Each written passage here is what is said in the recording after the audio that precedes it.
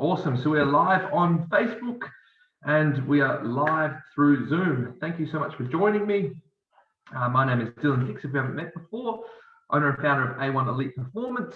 I'm an NLP practitioner, timeline therapist, and also personal trainer. I've been in the industry, health and fitness industry, helping people change their lives for over 7 years now.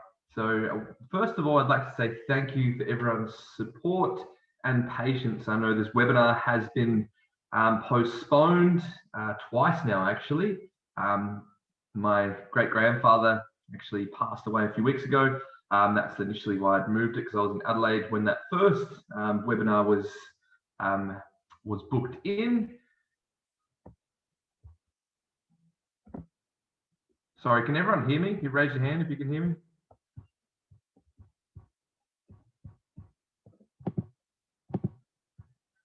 Cool, you can hear me. Awesome. Good. Yeah, so this is actually my great-grandfather here, absolute legend of a man. He was 99 years old. I just wanted to mention him, obviously, because that was the reasoning behind. We celebrated such an amazing life from an incredible human being. He was a war veteran, and Mark Gardner was just an absolute incredible human being. If I can live up to even half the person he was, I'm very happy. So I really appreciate your support, and thank you so much for still joining me today, whether you're catching this live or on Facebook or on the replay on YouTube, or if you're following me straight here on Zoom. You're going to get a lot of value out of today, and I'm really, really excited to deliver it. So the webinar, free webinar today, overcoming your fears and empowering yourself to success. So we've got sort of two names for it, also like conquering your fears and empowering yourself to success. I think they're both very powerful. It's very important because fear can hold us back in many areas of our life from really stepping up and being the best version of ourselves. One of my favorite stories is from Les Brown. So I'll actually tell that to you right now. So imagine that you're at your deathbed at the end of your life, and your unlived dreams, talents, and ideas, they surround you in the hospital bed. And they say to you, you had the chance to bring me to life. Only you could bring me to life. And now we have to die with you forever. And I find that story very, very powerful in the fact of these things and these fears that can hold us back from taking our true potential can really cut these dreams, ideas, and our full potential from actually happening before it's even started. And we might not even figure out our true talent. So if I can give you some value today and empower you to conquer even one of your fears, to overcome even one of your fears, then I've done my job. So it's going to be super powerful. So I'm just going to share my screen and we will get started.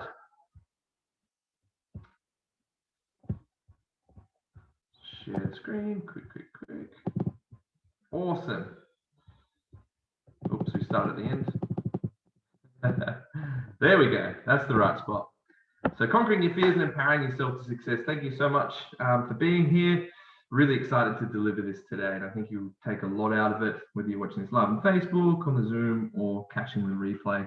I've overcome a lot of fears in myself in my life, which I'll share some of my stories along this journey we're going to have together.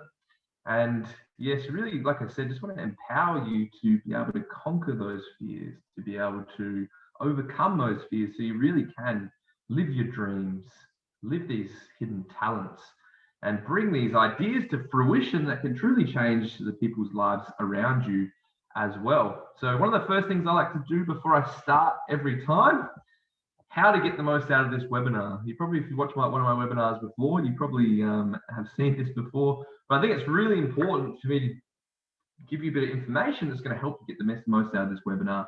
One of these things I was listening to the other day, so T. Harv Eker, you might have heard of him before, you may not have heard of him.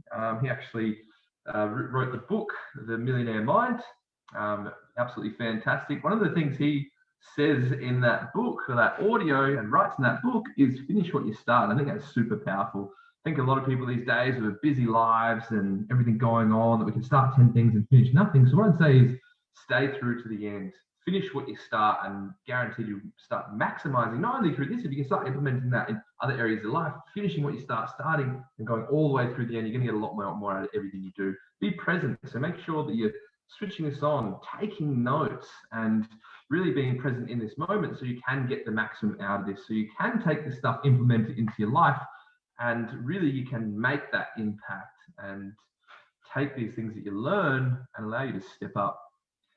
Save the replay to reference back on. So everyone that is live here who did register for the webinar will also be getting sent the replay and some awesome free gifts, which will also let you know about at the end. So make sure you save back the replay. It's important that sometimes we get really good at something and we're like, we watch something like, oh, I'm going to do this, I'm going to do this, I'm really pumped. And then 2 months later, a month later, we actually forget everything we learned. So make sure you have that to reference back to. And one of the biggest things, if you're not taking action, not much is going to happen. If nothing changes, they say. So if you learn heaps today and then you don't take action, it's going to be really difficult for you to see any change in your life. So my last tip for how to get the most out of this webinar is take action with what you learn. Cool. So fear, what is fear? So to me, I really like this analogy of it, or false evidence or expectations appearing real. So what I mean by that is fear can realistically hold us back, and it can be something false that we're literally creating in our mind. I've got a bit of a story to explain this to you. So I did a half Ironman, not at the end of last year, it was the end of the year before. So if you don't know what that is, it's a swim, bike, and then run. And at the start, so I actually did it with only 6 weeks of training after I did my first half marathon. I was like, oh yeah, it's a good idea, let's do a half Ironman. Crazy, I know. And what actually happened, so I had a fear of drowning. This had happened from when I was younger, so I nearly drowned on numerous occasions. And I didn't really ever notice it. The only times I ever noticed it was when I was trying to swim. So say if I was trying to swim freestyle and breathing, trying to breathe out and then turning to take the breath in. That's when I'd really noticed it. I'd get that increased heart rate. I'd get that really response in my body. And also if I was doing snorkeling, so I felt like I had that little breathing tube, and that all come down to the experience of nearly drowning. So when I started training for this half Ironman, me and my friend Mitch would actually joke about this, because at the start I could hardly swim 25 meters. We used to joke that I was thrashing around in the water because I had to put my head above water every time, because I couldn't feel comfortable or confident breathing out in the water, because that same feeling, those emotions of nearly drowning, they'd come up straight away and my heart rate would increase and I'd feel like I couldn't breathe. And when I was able to really push past that, reframe my thinking and understand that this was a different experience, I ended up doing quite well in the swim. Look, it wasn't a massive time, but for me, it was being able to conquer that fear. I swam 1.9 kilometers, so it was massive. And then I ended up, what was funny was the cycling was actually the hardest leg. I did all right in the swimming, and the cycling was the hardest leg.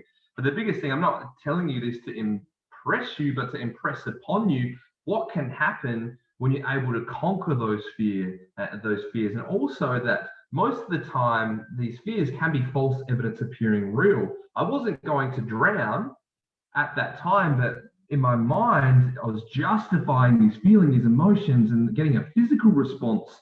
And by trying to push past that fear, it was getting justified, and I still felt like I was going to drown, regardless of whether that was actually reality. So this is how things can be false. Fear can be false evidence appearing real. It can be things that we literally make up in our head to be reality when they aren't actually true. So the fear model, how this happens. So I'd like to explain this to, so if you see at the bottom there, it says CBT. So I have had PTSD in the past from an experience that happened when I was in my 20s. And this would be a real easy way to explain to you the fear model, what happens, okay? So within this fear model, so let's say when I was living in Sydney a couple of years ago, let's say if it was one of my family members or it was my ex-girlfriend at the time, they'd walk next to the road, so that would be the cue for me. They'd be walking next to the road, I'd be further away from them, and I'd get an intensified feeling of emotion that something bad was going to happen. Whether she was going to fall over the curb or a car was going to swerve or something like that. So that feeling of emotion would intensify for me. And then my response would be to tell her to get away, or tell my mum or tell my sister to get away from the road that's dangerous. And that would be the justification or the reward. I just got them out the way, so nothing bad is going to happen. So in my head, what was happening is I was getting really, really heightened. And then because I was responding and telling him to move, it was staying the same. But what I'd like to show you, I'll actually click off of this share for a second, is what actually happens if you allow this to go through. So I learned this through doing cognitive brain therapy for my post-traumatic stress disorder. And what actually happens is so let's say if I don't respond, so I just allow it to go. So the first time it's really intense.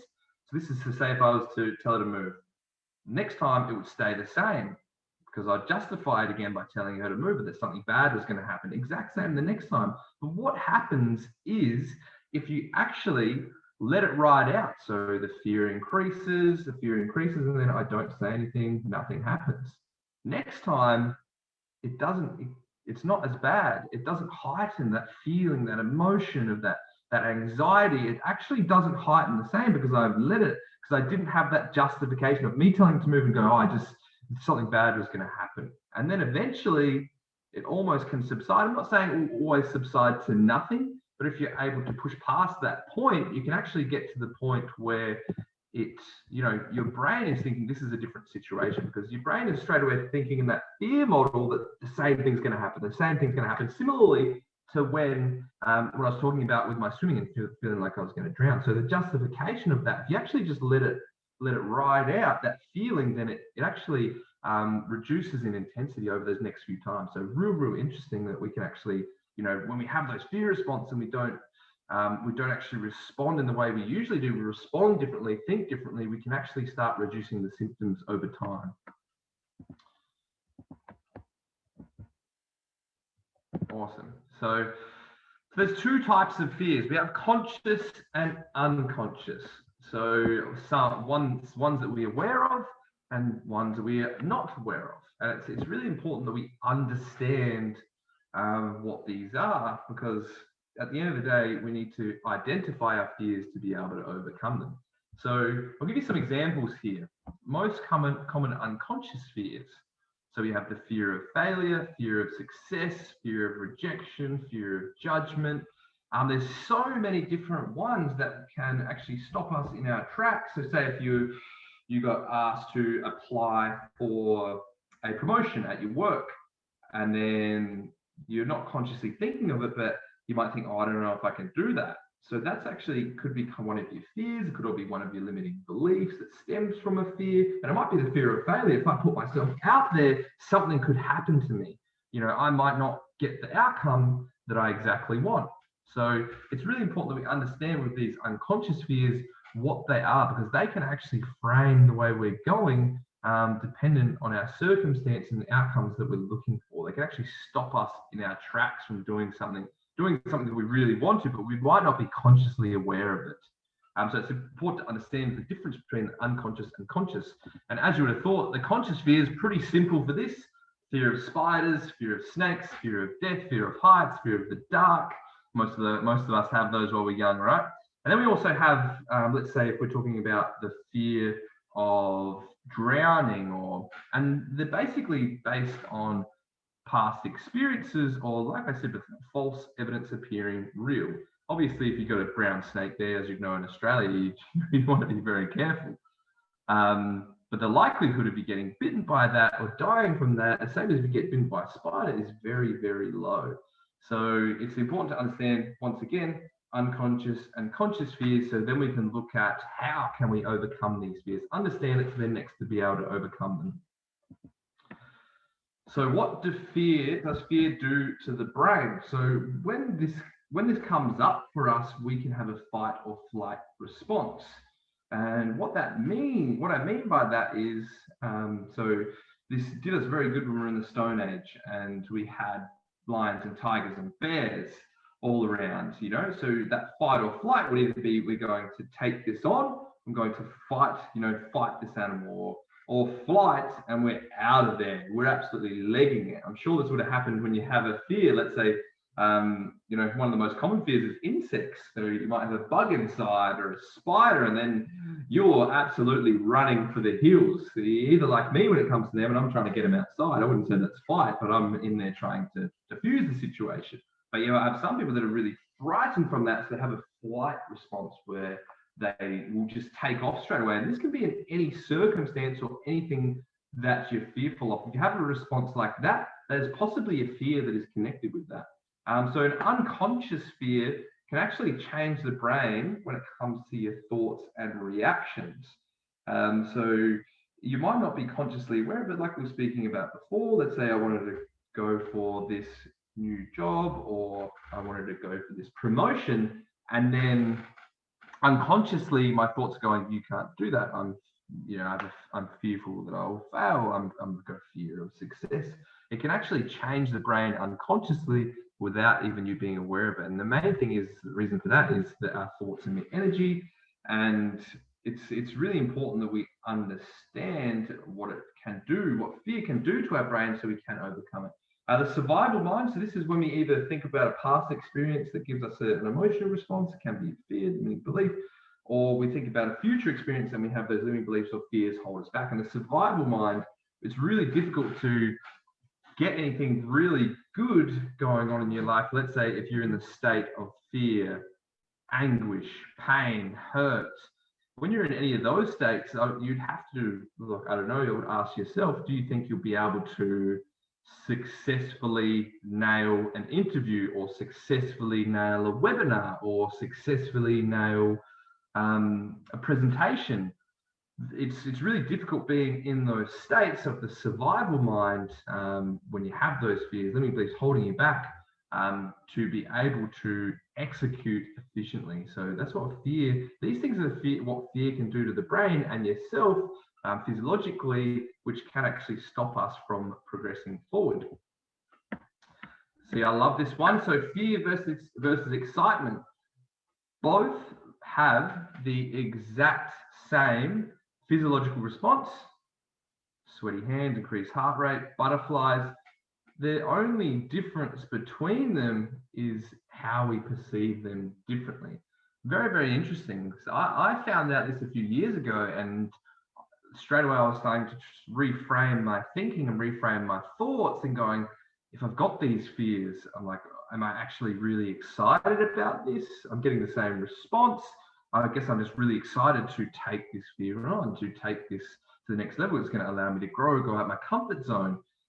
So it's very interesting when it comes to this. When I was told this, when it talks about fear versus excitement, that it's only how we perceive it that makes it different. So let's say if you're about to go up and do the biggest speech of your life, and you're nervous or you're fearful what's going to happen, you can straight away reframe that in your mind as, I'm excited to do this.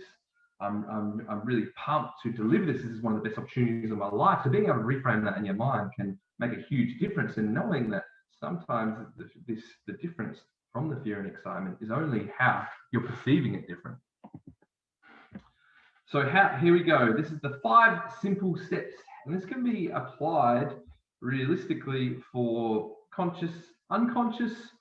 Some will be harder, especially if they're real deep-seated fears. Like when I was doing the swimming, it did take me a few weeks. I think I'd only swam a kilometer about a week before. So it took me 4 or 5 weeks of consistent effort and changing my thoughts and feelings to be able to do it. But this is a 5 simple step procedure to be able to overcome these fears.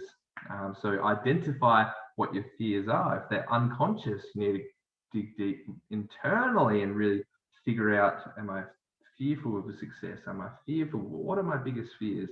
Whether they're consciously, unconsciously, you need to identify what they are. You can't overcome something if you don't know what it is. It's not possible.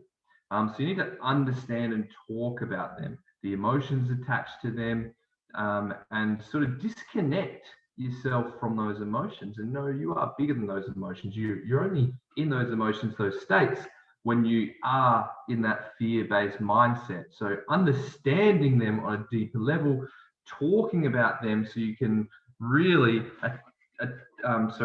detach yourself from the emotions and the feelings, the physical response you get is really important, because what we need to do next is face your fears. So very similar, like I said, that the fear model. So if you just justify every time, it's going to stay the same. But if you respond differently, you don't respond, you let it ride out, next time it's not going to be as bad.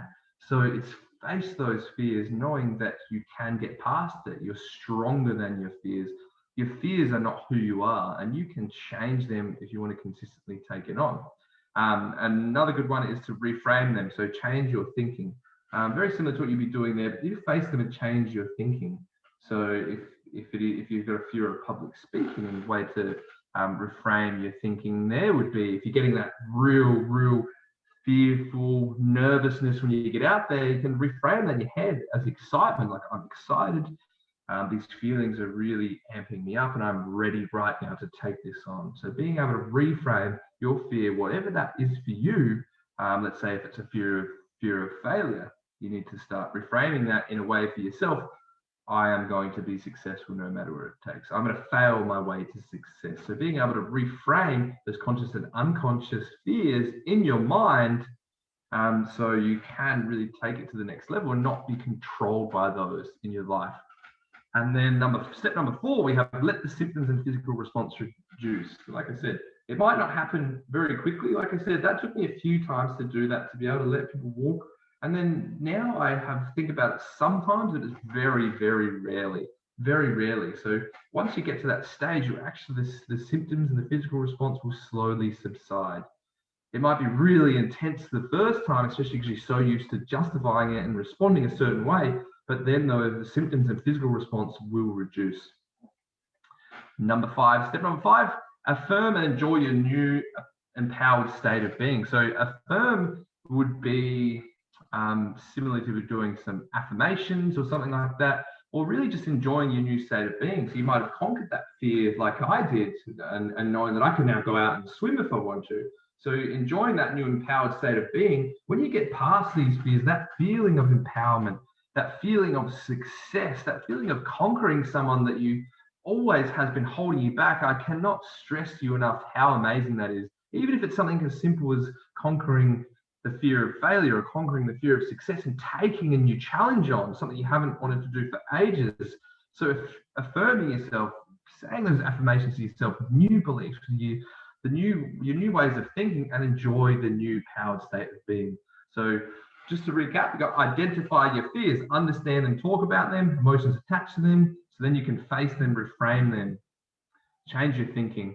Number 4, let the symptoms and physical response reduce. So over time, like I said, if you let it play out and you act the same way, it's going to be the same. But if you go to the situation differently and don't react in the same way, the symptoms and the physical response will reduce. And number 5, affirm and enjoy your new empowered state of being. And that's when you're really going to be able to step into your own. If you can overcome all your unconscious fears, imagine what you'd be able to do with your life. I'm not scared of failing anymore. I'm not scared of being judged. I can be the best version of myself without worrying about anything else other than how I feel and think, and just being able to step into that best version. So other powerful tools to overcome fear. So sometimes this can be so deep-seated that you really might need to add something to it. So that 5-step process is really going to help, but sometimes these fears can be really big. I know for myself, it took time, and sometimes incorporating some of these within would be really good. So we have NLP timeline therapy. Like I said, I have a timeline therapist that's really powerful for overcoming your fears, limiting beliefs, and past negative emotions that you've been connecting to, and really empowering yourself to success. And we also have the NLP phobia model, which you can really allow yourself to conquer those fears. Breathing exercise is really powerful, especially because when we get that physical response, the increased heart rate, start getting sweaty, really closing our eyes, concentrating our breathing, or doing a specific breathing technique can really help in those situations. Same as meditation. Meditation is once again about being coming into your own and knowing that you can detach yourself from your body, your mind, your thoughts and feelings, and you can really take control, be calm, even in the most stressful situations. If you find none of this stuff works, I would say to seek help from a professional. whether that is, you know, someone that's doing NLP timeline therapy or a counselor or whoever you need to go to really be able to step into your own, to step into your power and really take yourself to the next level. Awesome. So coming to the end of the webinar, I hope everyone has enjoyed it. We do have some free gifts to give away today. So if you are interested in any of these, so we have a timeline discovery call. So our NLP timeline therapy, a body transformation coaching call, or an NLP life coaching call. If you're interested in any of these three, you can comment yes in the comments in the Zoom chat, or yes in the comments on the Facebook Live. And just which one of these you're interested in doing.